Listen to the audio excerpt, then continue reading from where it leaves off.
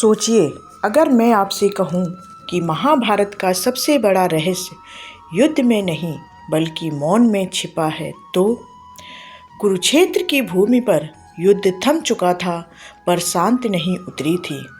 वह रात साधारण नहीं थी। आकाश में तारे ऐसे स्थिर थे मानो वे स्वयं किसी निर्णय के साक्षी बनने से भयभीत हो रहे हों। हवा थमी हुई थी और मिट्टी में अब भी रक्त की गंध शेष बची थी। इसी गहरे मौन में महात्मा विदुर धीरे धीरे उस सैया की ओर बढ़े जहाँ भीष्म पितामह सरसैया पर लेटे थे। यह भेंट ना तो औपचारिक थी और ना ही ऐतिहासिक। यह दो ऐसी आत्माओं का सामना था जिन्होंने शस्त्रों से अधिक मौन का प्रयोग किया था। विदुर मंत्री बनकर नहीं आए थे और भीष्म सेनापति नहीं थे। उस रात दोनों केवल मनुष्य थे, थके हुए, अपराध बोध से भरे हुए और अपने ही निर्णयों से भयभीत। भीष्म पितामह ने विदुर को देखते ही धीमे स्वर में कहा कि यदि तुम इस समय आए हो तो समझ लो आज केवल देह नहीं, अंतरात्मा भी निर्वस्त्र होगी। विदुर ने स्थिर स्वर में उत्तर दिया कि वे आज राज्यसभा का मंत्री बनकर नहीं आए बल्कि अपमान की राख ओढ़े उस पुरुष की तरह आए हैं जिसे धर्म ने जीते जी जला दिया। भीष्म ने एक गहरी सांस ली और कहा कि लोग उन्हें धर्म का स्तंभ कहते हैं, पर जीवन का सबसे बड़ा अधर्म उन्होंने मौन रहकर किया है। विदुर चुप रहे। भीष्म ने स्वीकार किया कि जब द्रौपदी को सभा में अपमानित किया गया तब उनके होंठ कांप रहे थे, आत्मा चिल्ला रही थी, पर उन्होंने कुछ नहीं कहा क्योंकि उन्होंने प्रतिज्ञा को मनुष्यता से ऊपर रख दिया था। उस क्षण वे भीष्म नहीं थे, केवल गंगा के भयभीत पुत्र थे। धर्म को जब उनकी सबसे अधिक आवश्यकता थी तब वे मौन रहे। यही उनका वह रहस्य था जिसे इतिहास त्याग कहता है पर आत्मा अपराध जानती है। विदुर का हृदय कांप उठा। उन्होंने कहा कि आज पहली बार उन्होंने किसी देवतुल्य पुरुष को मनुष्य बनते देखा है। फिर उन्होंने स्वयं का सत्य खोलते हुए कहा कि दुर्योधन ने उन्हें कितनी बार अपमानित किया, सभा में हंसाया, दासी पुत्र कहकर तिरस्कृत किया, पर उनका रहस्य यह नहीं था। उनका रहस्य यह था कि वे दुर्योधन को श्राप दे सकते थे। उनके भीतर वह सामर्थ्य था, फिर भी उन्होंने ऐसा नहीं किया क्योंकि यदि वे श्राप देते तो दुर्योधन तुरंत नष्ट हो जाता। विदुर चाहते थे कि वह अपने ही कर्मों से मरे। भीष्म ने यह सुनकर कहा कि तो तुमने मौन को शस्त्र बना लिया। विदुर ने उत्तर दिया कि हाँ, और आपने मौन को प्रतिज्ञा। रात्रि और गहरी हो चली थी। कुरुक्षेत्र की भूमि ठंडी हो रही थी, पर दो आत्माओं के बीच अतीत की आग जल रही थी। भीष्म ने कहा कि केवल यही उनका अपराध नहीं है, एक और रहस्य है जिसे उन्होंने आज तक किसी देवता से भी नहीं कहा।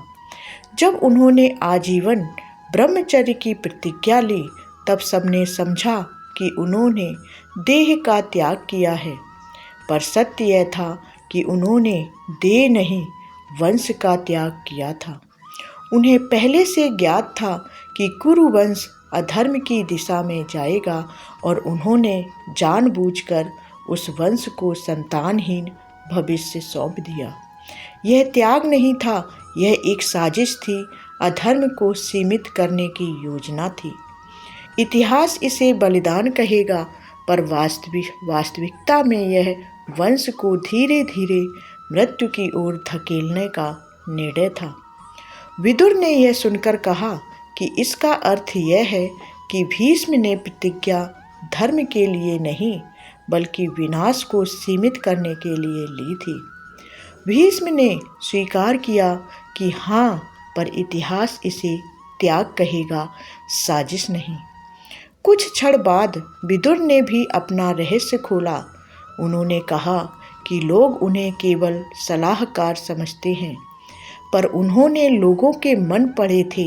वे जानते थे कि किसे सत्य चाहिए और किसे भ्रम। दुर्योधन को उन्होंने कभी पूरा सत्य नहीं दिया। उन्होंने उसे उतना ही बताया जितना उसका अहंकार और बड़ा कर दे। यह पतन को दिशा देना नहीं था, बल्कि उसके भीतर छिपे अंधकार को दर्पण दिखाना था। हवा अचानक तेज हो गई, मानो भूमि भी इन रहस्यों को सुनकर अस्थिर हो उठी हो। भीष्म ने कहा कि तब हम दोनों ही निर्दोष नहीं हैं। कुछ लोग पाप करते हैं और कुछ लोग पाप को होने देते हैं। इसके बाद भीष्म ने एक और भयावह सत्य कहा। उन्होंने बताया कि वे मृत्यु को इसलिए नहीं टाल रहे क्योंकि उन्हें भय है, बल्कि इसलिए कि उन्हें उस क्षण से डर लगता है जब मरते समय उनके अपने निर्णय उनके सामने खड़े होंगे। वे जानते थे कि कौरवों का अंत निश्चित है और यदि वे अपने शस्त्र पूरे सामर्थ्य से उठाते हैं तो युद्ध पहले ही दिन समाप्त हो सकता था। पर उन्होंने ऐसा नहीं किया क्योंकि वे देखना चाहते थे कि अधर्म स्वयं को कितनी दूर तक ले जा सकता है। उन्होंने विनाश को समय दिया, यही उनका सबसे गहरा पाप था। भीष्म ने फिर स्वीकार किया कि जब युद्ध आरंभ हुआ तब उनके मन में एक सूची थी, कुछ ऐसे नाम जिन्हें उन्होंने पहले ही मृत मान लिया था। इससे पहले कि उन पर कोई शस्त्र चले, वे जानते थे कि कुरुवंश को शुद्ध होने के लिए कितने रक्त की आवश्यकता है। उन्होंने धर्म को तलवार नहीं तराजू बनाया और उसी तराजू में मनुष्यों को तौला। यह उनका सबसे भारी अपराध था। यह सुनकर विदुर ने भी अपना अंतिम सत्य बताया। उन्होंने कहा कि जब उन्हें यह स्पष्ट हो गया कि युद्ध टल नहीं सकता, तब उन्होंने यह स्वीकार कर लिया कि कुछ निर्दोष भी इस विनाश में जलेंगे। यह स्वीकार उन्हें जीवन भर कचोटता रहा। अंत में दोनों मौन हो गए। अब ना गुरु था ना मंत्री, केवल दो थकी हुई आत्माएं थे जिन्होंने धर्म की सेवा नहीं बल्कि उसका निर्णय किया था। पूर्व में हल्की रोशनी उभर आई। भीष्म ने कहा कि यदि अगला जन्म मिला तो वे प्रतिज्ञा नहीं लेंगे। विदुर ने कहा कि वे मौन नहीं चुनेंगे। कोई आशीर्वाद नहीं दिया गया, कोई उपदेश नहीं हुआ, केवल एक मौन समझौता था कि कुछ सत्य इतने भारी होते हैं कि उन्हें इतिहास पर नहीं, केवल आत्मा पर छोड़ा जाना चाहिए। जाते जाते भीष्म ने कहा कि सबसे बड़ा पाप शस्त्र उठाना नहीं होता, बल्कि सत्य जानते हुए भी उसे समय पर ना बोलना होता है। और इसी मौन में वह संवाद स्थिर हो गया सदा के लिए। और अब इस कहानी के अंत में सबसे खतरनाक प्रश्न की शुरुआत होती है। यदि आप उस सभा में होते जहां द्रौपदी अपमानित हो रही थी, क्या आप बोलते या भीष्म की तरह चुप रहते? यदि आपके मौन से अधर्म स्वयं नष्ट हो सकता था, क्या आप विदुर की तरह प्रतीक्षा करते या तुरंत न्याय करते? क्योंकि महाभारत केवल अतीत की कथा नहीं है, वह हर उस क्षण दोहराई जाती है जब हम सत्य जानते हैं और फिर भी चुप रह जाते।